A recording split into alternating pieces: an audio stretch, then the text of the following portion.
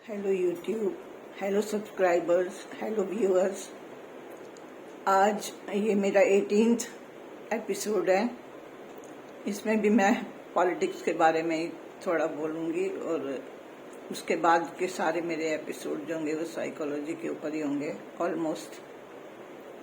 वो क्या है कि देश के ऊपर जो काले बादल छाए हुए हैं ये छटने का नाम ही नहीं ले रहे। लेकिन हाँ, रात कितनी भी लंबी क्यों ना हो, सवेरा तो होके रहता है। तो मैं पार्लियामेंट के सारे सेशन जो हैं वो सारे बड़े ध्यान से देखती हूँ, बच्चों को सुनती भी हूँ। एक वो बड़े प्यारे से शायर हैं, इम्तियाज़ है शायद उनका नाम, बहुत ही अच्छा बोलते हैं, शायरी भी बहुत अच्छी करते हैं। महुआ जी का भी मैंने सुना था, वो भी बहुत अच्छा बोलती हैं। असुरुद्दीन अवैसी जी का भी सुना, वो भी बहुत अच्छा बोलते हैं। सब लोग लाइक माइंडेड पीपल जो है ना वो सारे इकट्ठे हो गए। ये देख के बहुत ही अच्छा लग रहा है, बहुत ही अच्छा लग रहा है। अब हमारा जो बीजेपी को हटाना कोई इतना दूर नहीं रहा, मंजिल बहुत पास है। बस वो फिर भी एफर्ट्स तो हमारे जारी हैं, सबके सब लोग एफर्ट कर रहे हैं। कोई कलम से कर रहा है, कोई वीडियो डाल के कर रहा है, कोई बिल्कुल मैदान में उतर के कर रहे हैं। बच्चे हमारे जो हैं, पॉलिटिशियन जो हैं, यंग पॉलिटिशियन जो हैं, सारे जो हैं एफर्ट डाल रहे हैं, तो बहुत अच्छा लग रहा है। लेकिन वही दुख इस बात का होता है कि राष्ट्रपति के इतने ऊंचे ओहदे पे बैठ के भी हमारे महोदया जो हैं, मैडम को अभी तक समझ में ही नहीं आ रहा उनके अपनी पावर्स का। अगर वो चाहें तो कॉन्स्टिट्यूशन की हेल्प लेके पार्टी को बड़ी जल्दी डिसॉल्व कर सकती थी। ये इतना लंबा जो सफ़र हम लोग अभी भी सफरिंग में रह रहे हैं, ये भी एक बीमारी ही है जो हम लोग सारे सफ़र कर रहे हैं। वो चाहती तो ये बड़ी जल्दी हो जाता, उसको डिसॉल्व कर देती। मेजॉरिटी तो उनके पास वैसे ही नहीं है, काम वैसे नहीं किया हुआ। एलिगेशंस इतने सारे लगे हुए हैं कि इतने सारे हाइड कर रहे थे वो लोग ना, सारे इतने गलत काम किए हुए हैं। लेकिन वो है कि उसके ऊपर पर्दा डाल देते हैं। जैसे एक बार बड़ा अच्छा आया था कि योगा सेशन चल रहा था और पता चला कि नीचे सारा कचरा था, कचरे के ऊपर वो मैट्स बिछा के योगा हो रहा है। मीन्स कचरे के ऊपर, गंदगी के ऊपर योगा। ये लोग तो सब कुछ कर सकते हैं, इनके लिए सब कुछ संभव है, क्योंकि इनके लिए लाइफ की वैल्यू ही नहीं है। जब लाइफ की वैल्यू नहीं है तो कुछ भी इंसान कितना ज्यादा गिर जाता है। गृह मंत्री जी एक दिन कह रहे थे कि दूरबीन लगा के भी देखेंगे तो कांग्रेस नजर नहीं आएगी। मैं किसी पार्टी का समर्थन नहीं कर रही, लेकिन ये सब कहना भी अच्छी बात नहीं है। जिन देश के नेताओं ने अपने प्राणों की आहुति दे दी, देश को इतने बड़े बड़े डैम दिए,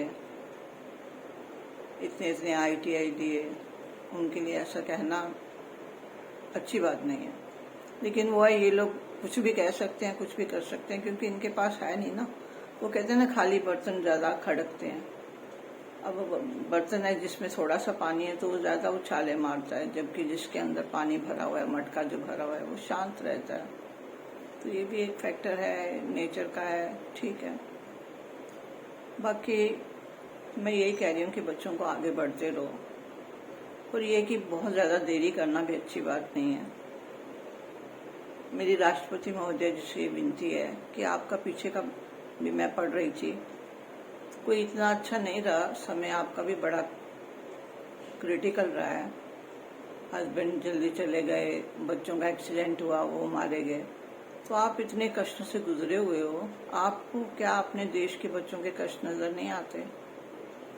बात बात पे ये लोग किसानों के ऊपर गाड़ियां चढ़ा देते हैं, बात बात पे बड़ी बड़ी यूनिवर्सिटी जो हैं उनके ऊपर ये अपना दबदबा मारने लग जाते हैं।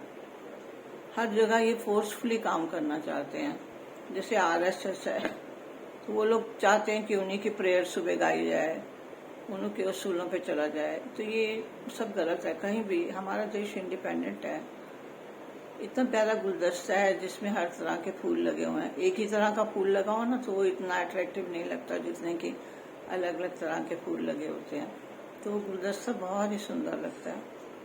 लेकिन यह है कि इनकी मंशा सही नहीं। Excuse me. तो मेरी यूथ से यही है कि अभी थोड़ा फास्ट करें, जो भी कर रहे हैं थोड़ा फास्ट होना चाहिए। और द्रौपदी जी से मेरी रिक्वेस्ट है कि ये फटाफट कॉन्स्टिट्यूशन, जब आपको पता है, सारी कहानी पता है, अपनी पोस्ट को कायम रखने के लिए आप ये गलत चीज़ों का सहारा नहीं लेना चाहिए। फटाफट कॉन्स्टिट्यूशन के जो ज्ञाता है उनको बुला के जैसे भी करना आप करिए, फटाफट इसको डिसॉल्व करिए। और नीतीश कुमार और नायडू जी से भी मेरी विनती है कि आप क्या सोच रहे हो, किस भ्रम में पड़े हुए हो कि आपको बहुत सारा पैसा मिल जाएगा, आपकी स्टेट को स्पेशल दर्जा मिल जाएगा। ये सब कुछ नहीं मिलने वाला है। आप अगर सही रास्ते पे चलोगे, एनडीए का साथ दोगे, जो सारे मिलके एक गुलदस्ता बना है, जो सबके एफर्ट से बना है, उसमें आपके भी एफर्ट्स लगे हुए हैं, तो आपको ये सारी चीजें तो सहजे ही मिल जाएंगी। इसमें आपको जोर लगाने की जरूरत भी नहीं पड़ेगी, सब कुछ आपको मिल जाएगा और कई गुना मिलेगा आपको, क्योंकि आप राइट पाथ पे होगे ना, तो आपको कई गुना मिल जाएगा। तो ये आप सब मिल के करिए, इसको जो लिंगर ऑन मत करिए। वो कहते हैं ना, इनकी इंटेंशन सही नहीं है बीजेपी की। जैसे प्रधानमंत्री कई बार कह देते हैं वन नेशन वन पार्टी, ये सब बातें जो है ना, ये शोभा नहीं देती हैं। हमारे देश के कॉन्स्टिट्यूशन में ये सब नहीं शोभा देता, लेकिन उनकी इंटेंशन सही नहीं है। तो आप लोग जल्दी से जल्दी ये करिए। मैंने इसीलिए आज भी मैं सुबह ही डाल रही हूँ ये वीडियो। और बाकी मेरा जो अभिनेता है, इनसे भी रिक्वेस्ट है कि आप लोग इतना सारा पैसा जो है, इतने भारी भरकम गिफ्ट दे देते हैं उन लोगों को जिनको जरूरत भी नहीं है। जैसे अंबानी जी हैं, उनके बेटे की शादी, प्री वेडिंग में ही जो है, मेरे को नाम नहीं लेना चाहिए, लेकिन क्योंकि हम भी एक सिटीजन है, हम भी उनकी मूवीज भी देखते हैं, उनको अप्रिशिएट करते हैं। अगर फैन नहीं हो तो फिर इनकी मूवीज की कोई वैल्यू नहीं रहती है। तो मैं ये कहना चाहती हूँ कि आप बड़ा अच्छा कर रहे हो, बीइंग ह्यूमन में काम करते हो, उसमें डोनेशन देते हो, उसको आप ऑर्गेनाइजेशन को चला रहे हो, लेकिन ये मुझे बिल्कुल गवारा नहीं है कि आप, जिनके पास ऑलरेडी इतना पैसा है, मुकेश अंबानी जी के पास पैसे की कमी थोड़ी है, क्या वो अपने बेटे को फ्लैट नहीं दे सकते? और उन्होंने दिया भी है, बहुत ही कॉस्टली फ्लैट दे दिया, लेकिन उससे पहले ही आपने प्री वेडिंग पे आपने दुबई में ही उसको एक फ्लैट गिफ्ट कर दिया। कई लोग हैं वो डायमंड की घड़ियां गिफ्ट कर रहे हैं। तो ये नहीं शोभा देता है आप लोगों को, क्योंकि आप लोगों के फैंस हैं, फैंस की वजह से ही आप लोग भी हो। अगर आपकी पिक्चर आए, कोई देखे ना, तो फिर आपको क्या होगा? आपके गलत इम्प्रेशन जाएगा ना, आपको भी बुरा लगेगा। तो इसी तरह मेरे कहने का मतलब है कि जैसे हम ये जो अलायंस है या कांग्रेस पार्टी है, इनके सारे जो हैं उन्होंने सीज किए हुए हैं सारे अकाउंट्स। तो आपको instead of giving, I am not saying that you give earned money, मैं कौन होती हूँ कहने वाली? आपकी अपनी मनी है, आप उसको जैसे मर्जी डोनेट करो, जैसे मर्जी दो, लेकिन एक रिक्वेस्ट ही है कि आपने जो मनी इतनी अर्न की है उसका प्रॉपर अगर लगाओगे ना, वो बड़ा बेनिफिशियल होगा, आपके लिए भी होगा। कहते हैं ना, दान भी अगर सही जगह पे दिया जाए ना, उसका फायदा होता है।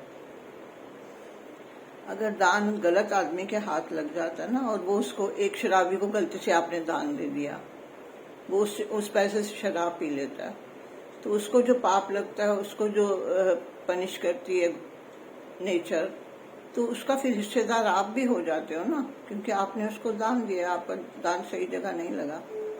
और इसी तरह अगर आप सही लोगों को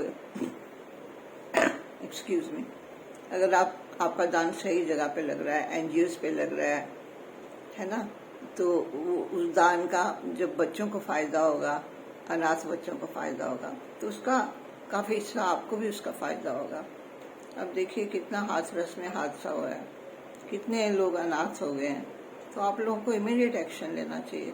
मुझे नहीं पता आपने लिया भी हो, मैं शायद कह रही हूँ, अगर आपने लिया तो उसको मुझे फॉरगिव कर देना, पर फिर भी being a citizen of India, being a mother, तो मेरा ये कहना बनता भी है कि आप ये जो है ना डोनेशन जो है, ये सही जगह पे लगाइए, उसी का आपको फायदा होगा।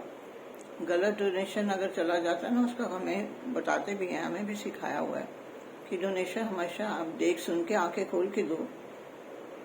और ये जो साधु बाबा जो बने फिरते हैं, बच्चे हमारे पढ़े लिखे होंगे ना, हमारी माएँ अगर पढ़ी लिखी होंगी, तो वो ये ऐसा स्टेप उठता भी ना। लेकिन वो ये कि इलिटरेसी बहुत ज़्यादा होने की वजह से देश का बहुत सारा हम लोगों का देखो इनकम टैक्स इतना ज़्यादा जाता है। जब हम लोग इकोनॉमिक्स पढ़ते थे स्कूल में भी, तो सर यही कहा करते थे कि हमारे देश में इनकम टैक्स, जो इसको प्रोग्रेसिव इनकम टैक्स कहते हैं, क्योंकि बहुत ज़्यादा इनकम टैक्स बहुत ज़्यादा हाई लगता है।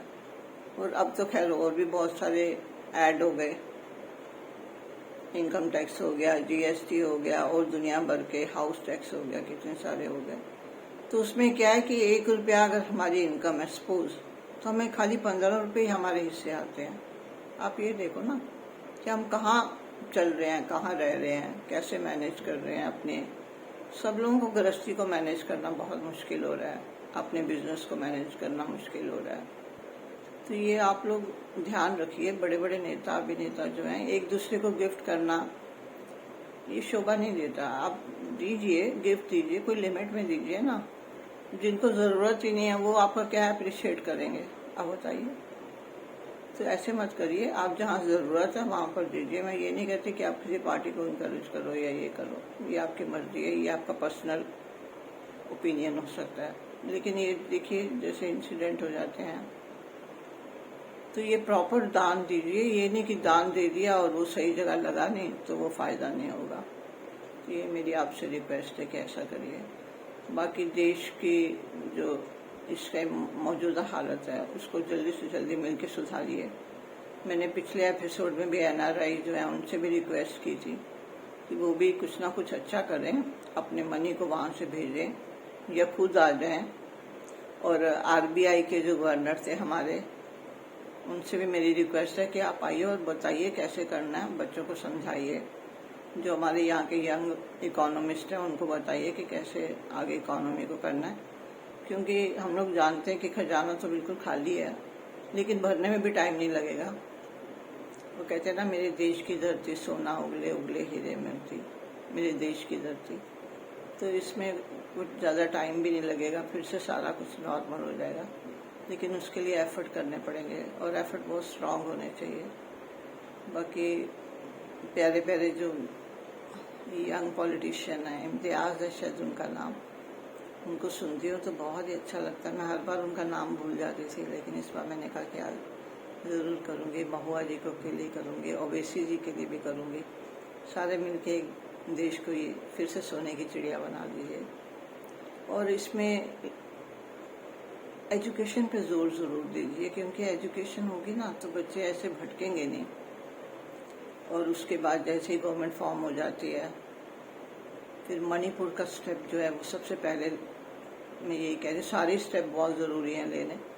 मणिपुर को भी फिर से दोबारा राहुल जी से मेरी रिक्वेस्ट है कि उसको फिर से स्वर्ग बनाना है। आपको कैसे करना है आप प्लान करिए।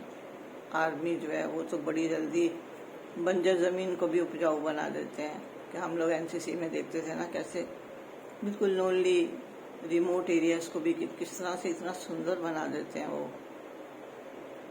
तो ये सब होना चाहिए। बाकी आज का एपिसोड में पूरी तरह से मैंने पॉलिटिक्स को ही डेडिकेट किया है। आप लोग मेहनत कर रहे हैं, लेकिन यही है कि रिक्वेस्ट है, जो लोग जिनके हाथ में है इस टाइम राष्ट्रपति जी और ये जो हमारी पार्टीज हैं जो बीच में अड़ंगा डाल रहे हैं, ये ना करें, आगे आए, आगे बढ़ के। तभी तो आपको हिस्ट्री याद करेगी ना। अगर आप ये सब करते रहोगे तो कौन याद करेगा आप लोगों को? कोई याद नहीं करेगा। तो ऐसा ना करें आप। बाकी नेक्स्ट एपिसोड मेरा साइकोलॉजी के ऊपर होगा, क्योंकि मुझे बहुत सारे लोग मिलते हैं और वो कहते हैं कि एक एपिसोड आप ये भी बनाओ सॉरी, आज खांसी बहुत हो गई है। एक एपिसोड ये भी बनाओ कि जैसे एक कपल है, उसमें एक बंदा अगर चला जाता है संसार छोड़ के, तो दूसरे के लिए बड़ा बोझ हो जाता है जीवन यापन करना। जैसे लेडीज हैं वो ज़्यादा ही सेंसिटिव होती हैं, तो उनको बहुत ही मुश्किल हो जाता है। तो इसके ऊपर एक एपिसोड ज़रूर डालो कि उससे फिर रेस्ट ऑफ द लाइफ उसे कैसे बितानी चाहिए। तो मैं उसके ऊपर पूरा एक एपिसोड डालूंगी और उनको अवेयर करूंगी कि उनको फिर रेस्ट ऑफ द लाइफ कैसे जीनी है, खुशी खुशी जीनी है। पर मैं वो पूरा एपिसोड डालूंगी। लेकिन आज का मेरा ये एपिसोड फुली पॉलिटिक्स को डेडिकेटेड है। Thank you so much YouTube, thank you so much subscribers, thank you so much YouTubers. अब तो मेरे फ्रेंड्स भी बहुत सारे बन रहे हैं, उसमें आ जाता है कि new friend. Thank you so much for recognising me, thank you very much.